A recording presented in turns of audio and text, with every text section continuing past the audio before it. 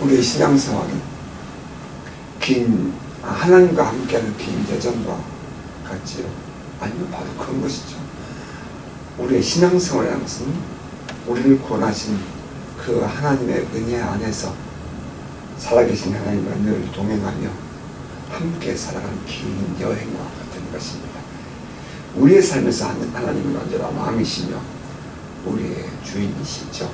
그래서 매 순간마다 하나님께서 이끄신 대로 우리가 순종한 법을 배우고, 또 하나님께서 우리를 다스리는 대로 우리가 그 앞에 순복하는 법을 배워가면서 살아가는 것이 우리의 신앙생활입니다. 우리의 삶은 언제나 그 하나님의 주권 안에 있고 하나님의 섭리 안에 있습니다. 혹자들은 말하기를 이것이 숙명론 아니냐라고 말하지만 이것은 숙명론과는 다른 거죠.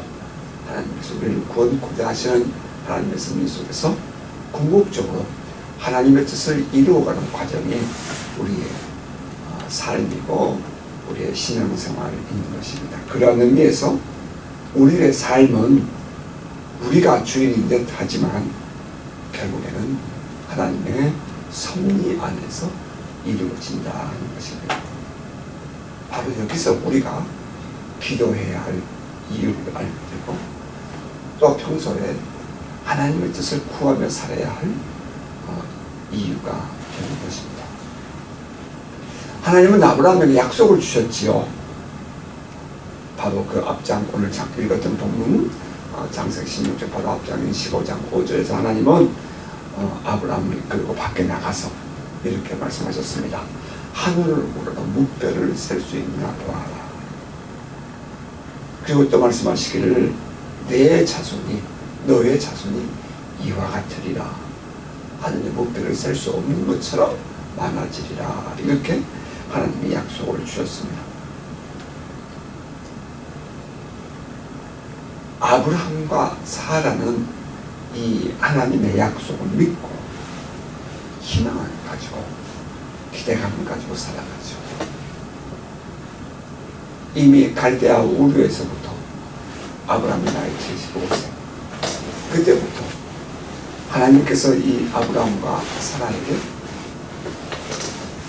내가 너에게 큰 민족을 이루게 하고 복이 되게 하겠다, 복의 근원이 되게 하겠다 약속하시면서 이끌고 온 그 가나안 땅, 내가 이 땅을 너와 내 자손에게 주리라고 하나님은 약속을 하셨습니다. 아직 아브라함과 사라에게 자식이 없었으므로 그들은 기대감을 가지고 하루하루를 살았습니다. 어느 날 불쑥 찾아오신 하나님에게 아브라함이 이렇게 말하죠. 수년을 지났는데 하나님께서 저에게 자식을 주지 않았으므로 다메섹에서 데려온 저 다메섹 사람 엘리에셀이 나의 상속자 후사가 될 것입니다. 그때 하나님께서 말씀하시길 아니다. 너의 몸에서 날 자가 너의 상속자가 되리라. 이렇게 아브라함을 격려하시며 또 위로해 주셨습니다. 아브라함과 사라는 그 하나님의 약속의 말씀을 붙잡고 희망을 가지고 기대감을 가지고 살아갑니다. 언제나 그렇지 않습니까? 희망이 있고 기대감이 있으면 조금은 힘들어도 견뎌낼 수 있고, 때로는 그 진흙탕 같은 인생의 걸음을 걸어도 그 희망 한 줄 붙잡고 살아가는 것이 우리의 인생 아니겠습니까? 그런데 이 아브라함과 사라 10년이 다 돼갑니다. 그들의 나이가 들어가지만 그럼에도 불구하고 그 자식에 대한 기대감이 있었음에도 불구하고 사라에게는 아이가 생기지 않았습니다.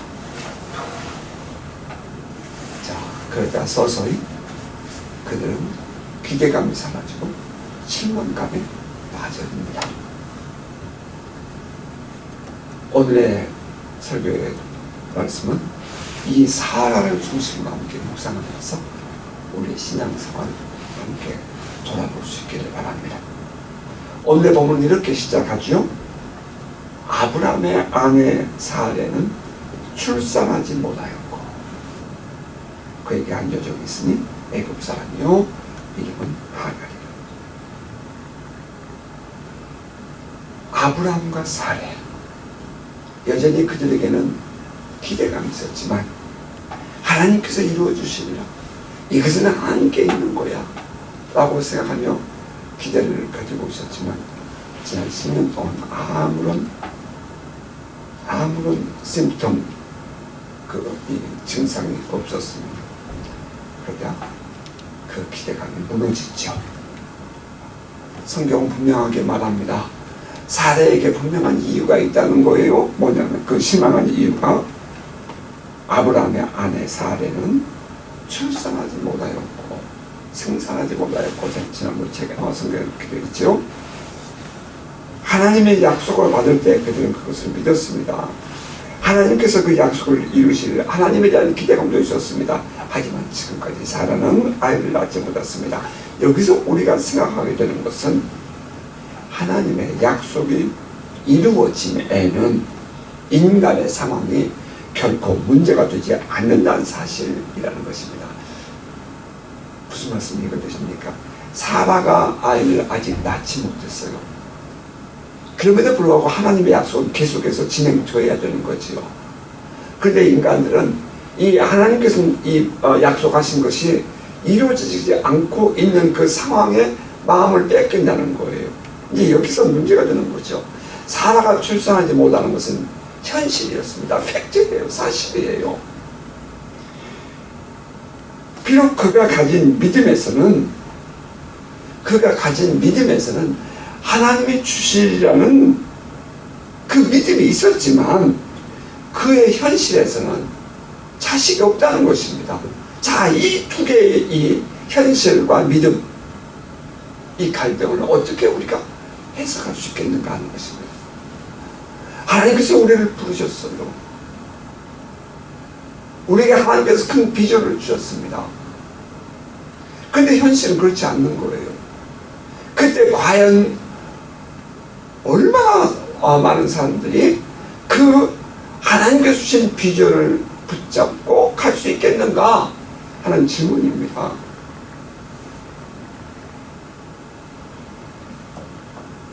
이것은 하나님의 편에서가 아니라, 출산하지 못하는 것은 말입니다, 하나님의 편에서가 아니라 인간의 편에서 보는 현실적 사실이었잖아요.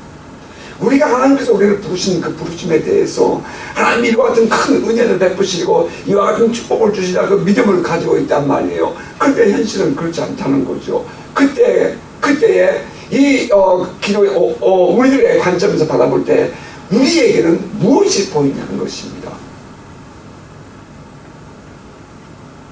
종종 하나님의 부르심이나 하나님의 약속을 믿고 따를 때에 우리 안에는 나의 상황이나 정황을 살피는 경우가 있지 않느냐는 것입니다.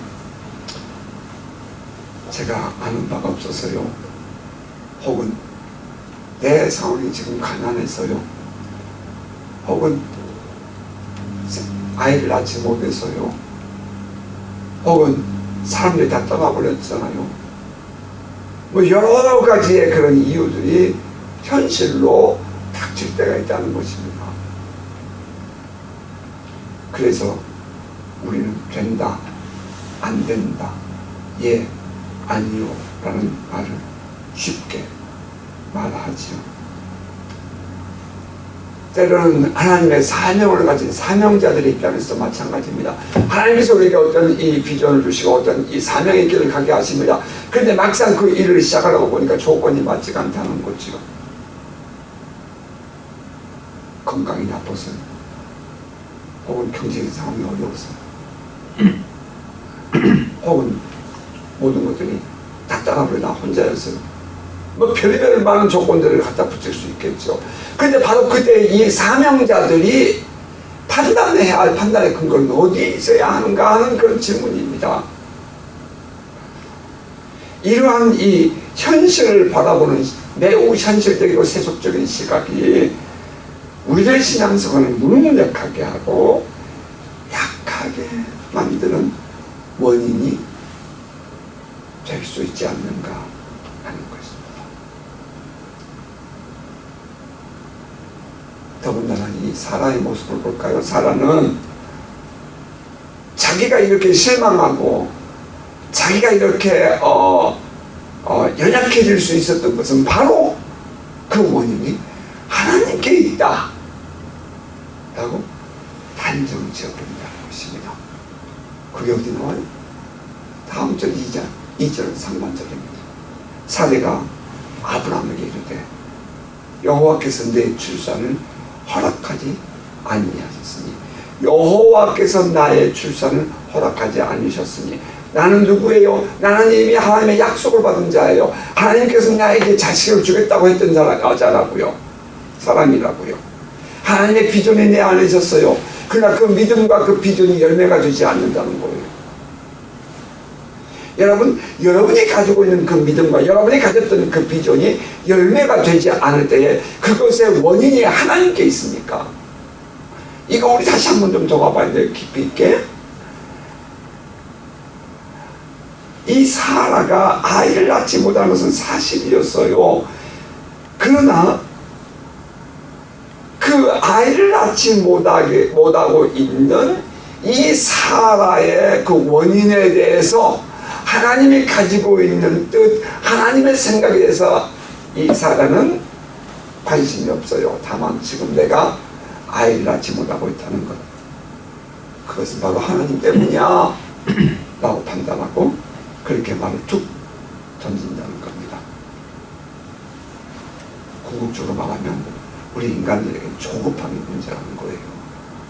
조급함, 기다리지 못함. 바로 눈앞에서 직접 나타나지 않으면 하나님은 능력이 없는 분이 되어버려요. 지금 나의 삶에서 이 고난에서 하나님 나를 건져주지 않으면 하나님은 없는 분이 되어버려요. 이 인간들의 조급한 말입니다. 우리 사명을 가진 자들이, 사명자들이, 부르심을 받은 자들이, 혹은 신앙을 가진 자들이 우리가 특별히 조심해야 할 것이 뭐예요? 이 조급함이에요. 조급함. 사도는 저 신약 성경에서 그렇게 말했잖아요. 마지막 날 되면 어떤 일이 생겨요? 사람들이 조급해한다는 거예요.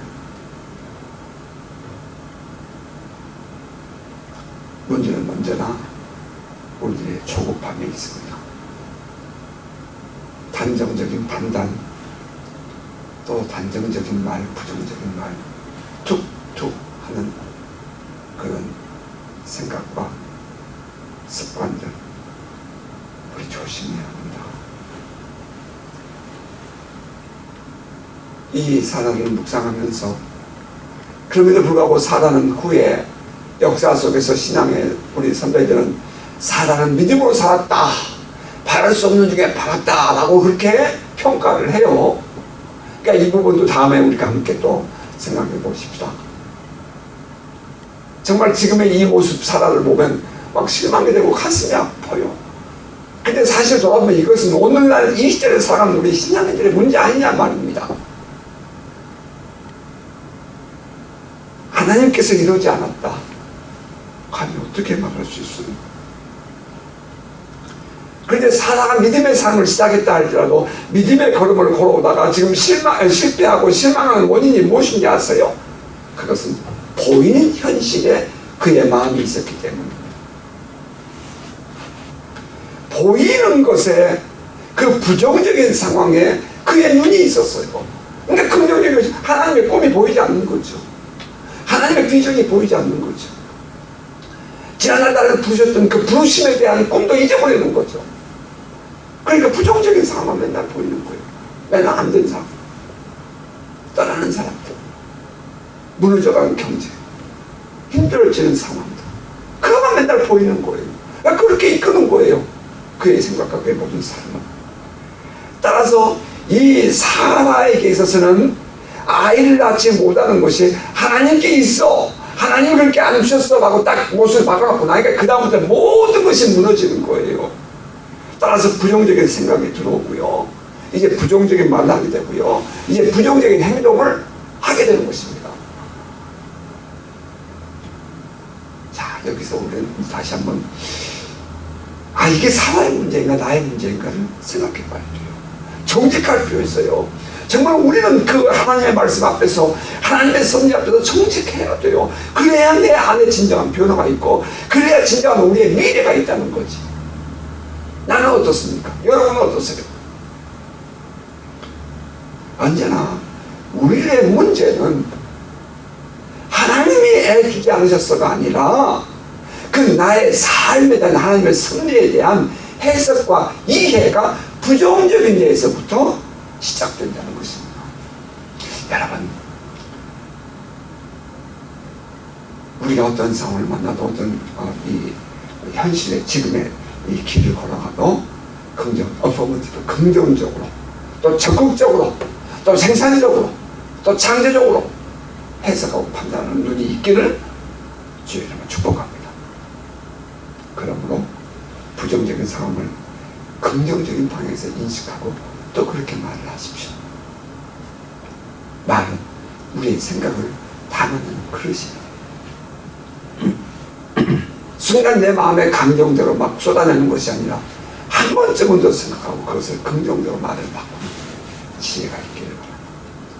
뿐만 아니라 믿음의 삶을 살아가는 우리들은 상황을 말하지 말고 여러분 안에 있는 믿음을 말하시기 바랍니다.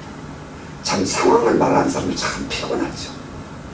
믿음을 말하시기 바랍니다. 믿음은 우리에게 꿈과 희망을 줍니다. 우리 안에 엔돌핀이 돌게 해요. 그러나 오늘 우리의 상황에 매여 있으면 우리는 곧 현기증을 느끼고 말 것입니다. 마치 조그만 배를 타고 파도를 타는 것처럼 말입니다. 그리고 없는 것 보지 말고 믿음 안에서 있는 것 바라보고 살아가시기 바랍니다. 우리의 마음을 훨씬 더 풍요롭게 하고 넉넉하게 하고 자신감 있게 할 것입니다. 자, 나아가서 이제 그 사라의 행동을 보십시다. 실망감에서 비롯된 그 그릇된 판단과 현실적 대안은 과연 무엇이었을까 하는 것입니다. 지금 이 사라가 실망을 크게 했죠. 아이를 낳지 못하게 하고 더군다나 또 하나님이 우리에게 낳지 못하게 나에게 아들을 주지 않았다라고 그렇게 해석을 했지요. 그리고 나서 그가 하는 판단과 이제 그에 따르는 그 대안이 과연 어떤 것이었나. 자, 16장 본문 1절 하반절이에요. 그에게 한 여종이 있으니 애굽 사람이요 이름은 하갈이라. 이 하갈은 어쩌면 애굽에서 바로 왕에게 이 하갈이 속으로 들어갔다가 하나님의 이 결정적인 하나님의 섭리로 나올 때에 데리고 나온 하갈의 종이 아닐까, 전 그렇게 이해라고 해석을 합니다. 그래서 이 하갈은 이 사라에게 아주 가깝게 우리말로 입의 혀처럼 그렇게 매우 잘 따르는 여종이었던 것 같아요. 사라가 생각하기를 당시의 풍습에 따른 거죠. 여주인이 자기의 종을 자기 남편에게 주어서 자식을 낳으면 그러면 내가 그 여종을 통해서 자식을 삼겠다, 시바지를 하겠다 라는 생각을 하는 것입니다. 사라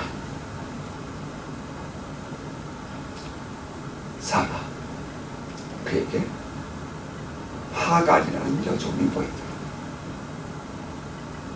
우리가 믿음 안에서, 우리가 믿음의 삶을 살아갈 때 믿음 안에서 길이 보이지 않는 것, 혹은 그 방법이 보이지 않는 것, 혹은 믿음으로 살아가고자 할 때 사람이나 또 다른 어떤 지식이 보이지 않을 때에 믿음 안에 살아가는 삶입니다. 이건 믿음의 삶이에요.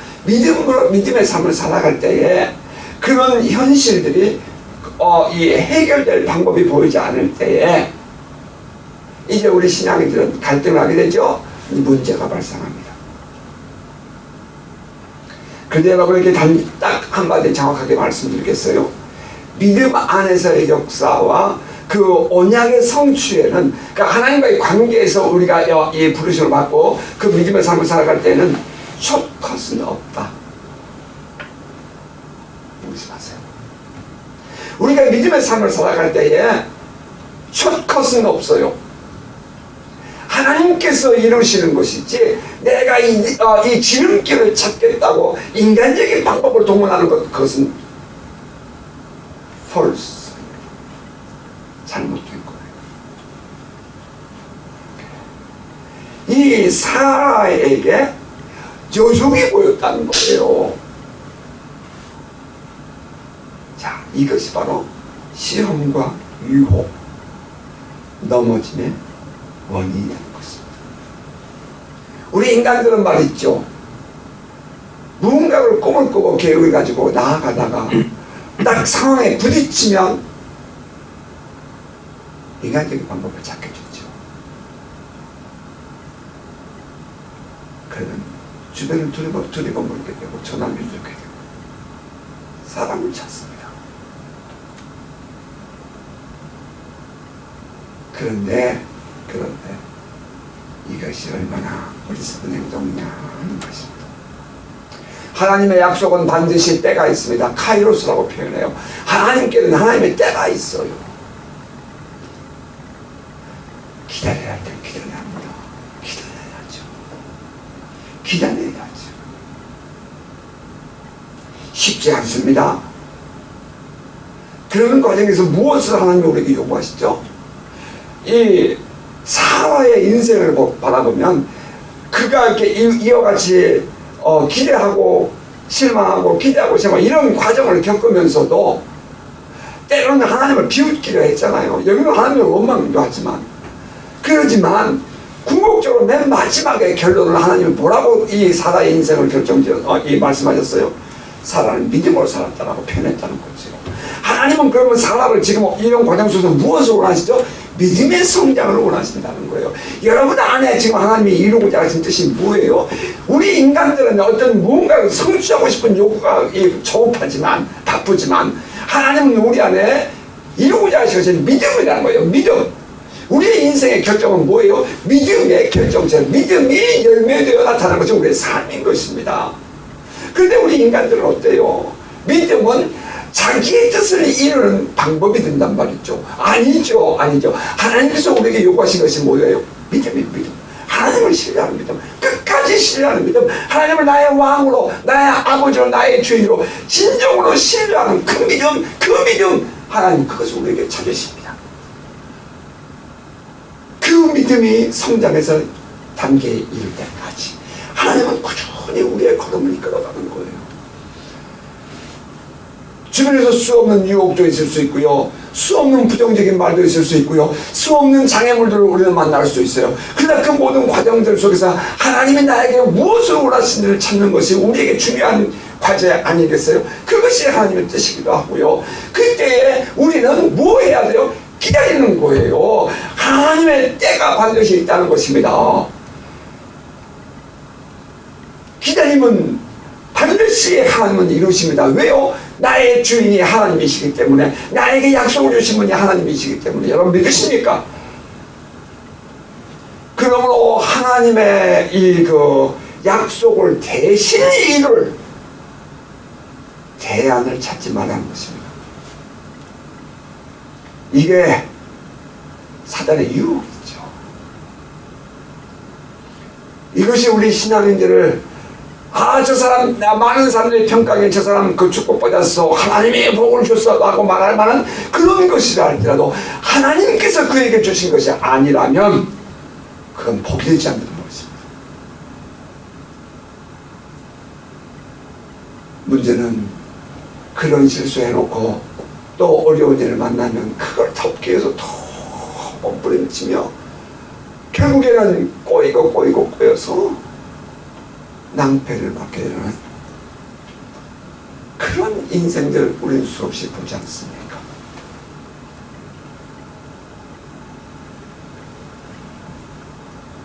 하나님은 그에게 말씀하셨어요. 아브라함과 사라에게. 그 사람이 너의 상속자가 아니다. 엘리에셀 말입니다. 너의 몸에서 날 자가 상속자라고 했다고요.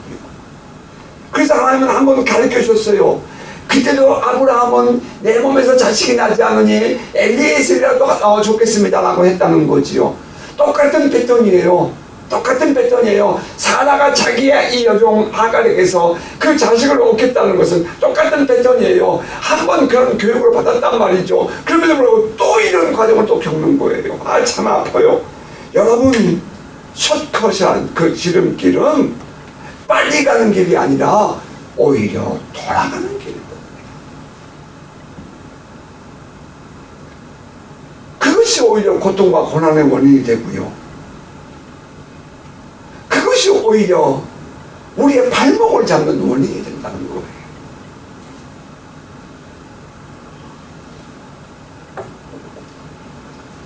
아브라함과 사라가 흉년을 만나서 애굽에 내려갔을 때에도 그들은 더 머리 쓰지 않습니까? 아니요, 머리 쓰고 살지 말라는 것이 아닙니다. 그러나 적어도 믿음을 가진 사람이고 적어도 하나님의 부르심을 받고 하나님의 은혜를 아는 사람이라고 말이죠. 아이, 적어도 이 정도 되면 이제 하나님의 은혜를 잊어버린 사람이죠. 하나님께 원망하는 사람이라면 말할 것도 없죠. 근데 적어도 그런 지난날에 은혜를 입었던 사람이라면 말이죠. 이런 과정을 겪어가며 갈 때에 가장 먼저 엎드리고 해야 될 일이 뭐예요? 하나님의 가슴을 파고드는 거예요. 하나님이 하시면 됩니다. 하나님의 뜻이 무엇입니까? 하나님 나에게 무엇을 원하십니까? 하나님께 매달리는 거예요. 적어도 이런 과정을 만나게 되면 기도하는 거지요. 왜 이런 과정을 겪게 하시는가? 분노하고 원망할 것이 아니라 그 순간에 고개를 떨구고 무릎을 꿇고 하나님의 가슴을 파고들며 이 일을 통해서 하나님 나에게 무엇을 원하십니까? 라고 물었어야 돼.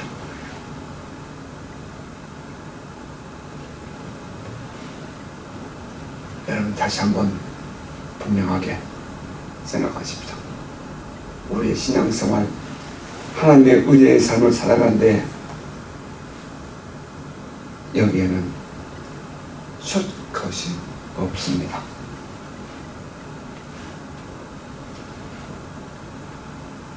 자, 이제 그 사라의 이런 요구에 대해서 아브라함의 반응은 어땠습니까? 아브라함은 하나님의 언약의 상대자였죠. 자, 16장 2절 다시 봅니다. 사내가 아브라함에게 이르되 여호와께서 내 출산을 허락하지 아니하셨으니 원하건대 내 여종에게 들어가라. 내가 혹 그로 말미암아 자녀를 얻을까 하노라 하며 아브라함이 사레의 말을 들으니라. 아브라함이 사레의 말을 들으니라. 하나님의 약속 언약의 상대자였던 아브라함.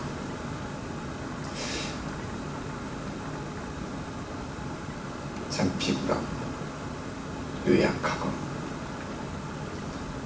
우유부단한 모습을 보게 됩니다. 글쎄, 이런 상황이 되면, 아브라함의 상황이 되면 넘어지지 않을 수 있는 남자가 과연 얼마나 있을까 싶은 마음도 들어요. 하나님의 약속도 내 몸에서 날짜가 내 씨가 주라 했고요. 또 사라에게는 아이가 생기지 않아요.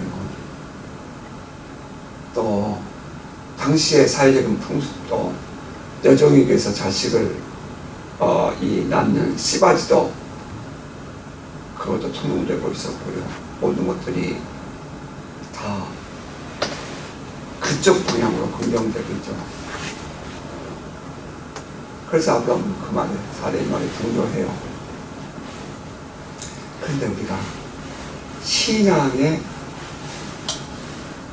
가장을 우리가 살펴볼 때 과연 이 아브라함의 행동이 옳으냐는 것입니다. 무책임한 아브라함이죠. 저는 이렇게 표현하고 싶어요. 아브라함이 더 나빠. 하나님 자가 없다.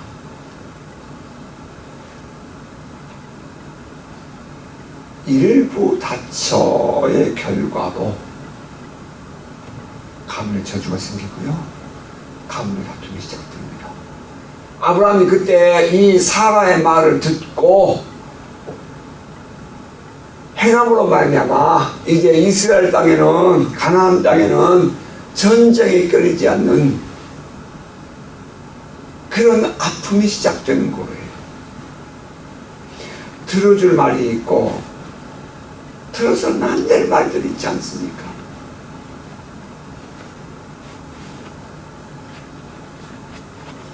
그런 의미에서 우리 신앙인들은 신앙 안에서 볼 수 있는 그 분별력을 가지고 있어야 합니다.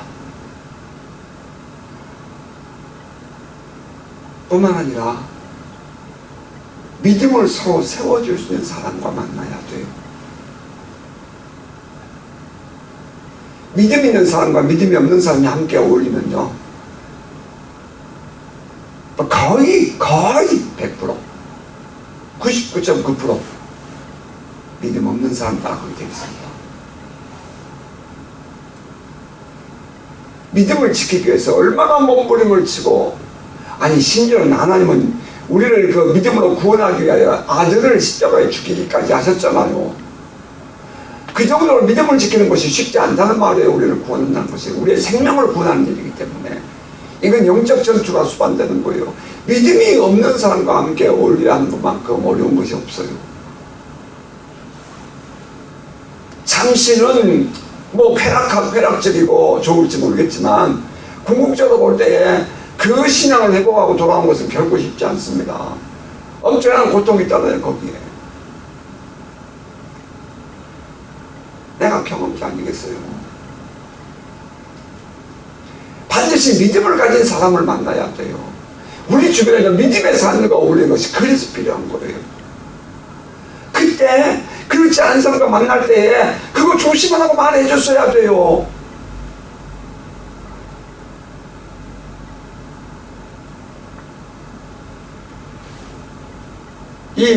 이 사라의 행동에 대해서 아브라함이 동조해요. 그때에 우리가 조심해서 보여야 할 것은 서로 바르게 도와주고 바르게 세워주는 그런 관계가 된다는 거죠. 부부도. 믿음을, 하나님의 복을 받은 부부도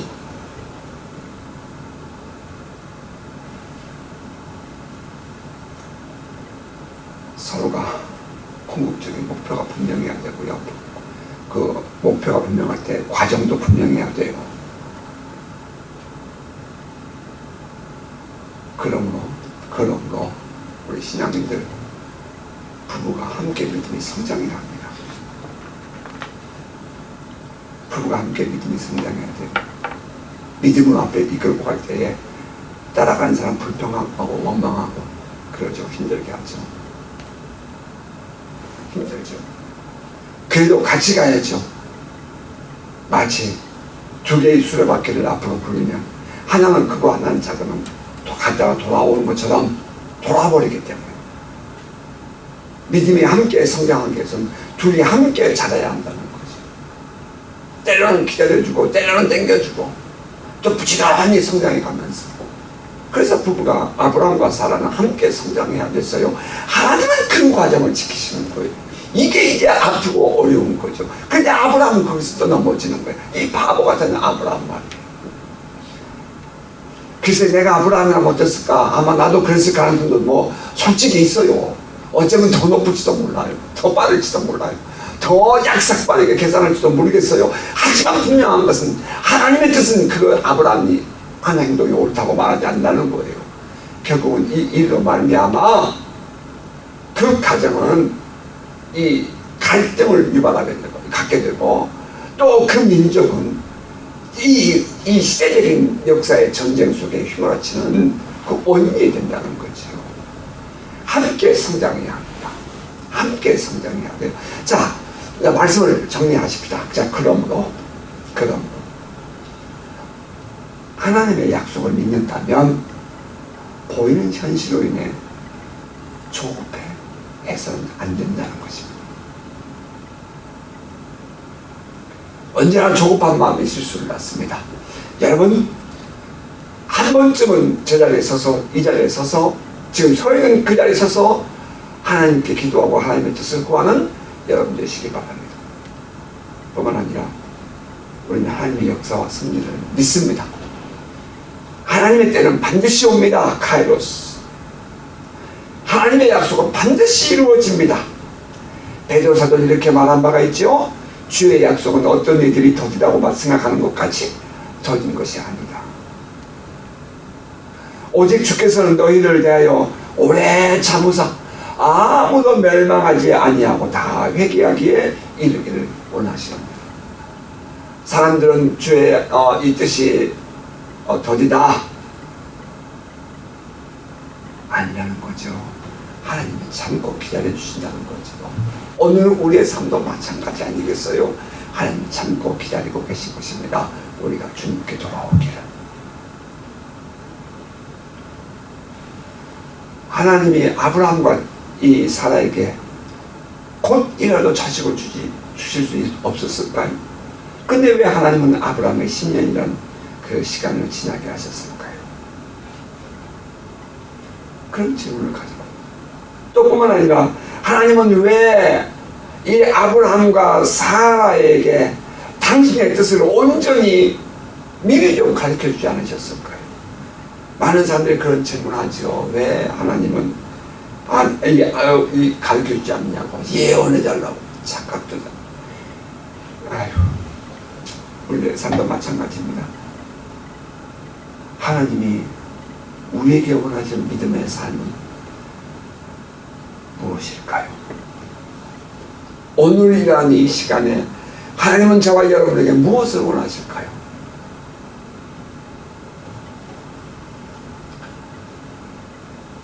무시아에서 들어로 내려간 이 바울은 얼마나 힘들었을까?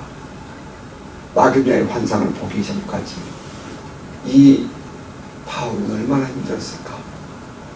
그 생각을 다시 한번 더 해보게 됩니다.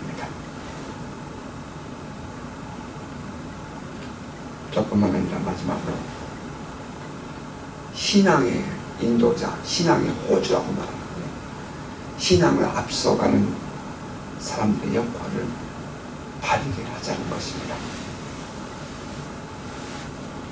우리의 가정에서, 우리의 삶의 현장에서 함께 성장해야 합니다. 다른 방향을 설정하고 바르게 가야 합니다. 그래야 진정한 그 마지막 궁극적인 하나님의 그 계획과 섭리를 이루는 축복자가 되는 것을 믿습니다. 하나님의 약속을 하나님이 아브라함과 사라에게 주셨어요. 그런데 그들은 그만 실수를 합니다. 오늘 우리 자신의 모습을 다시 한번 돌아보면서 여러분, 우리는 어떻게 살아야 할 것인가? 나는 지금의 상황에서 어떻게 살아야 할 것인가? 하는 것이 다 돌아봐지는 복된 한 주간 되시기를 주의 이름으로 축복합니다.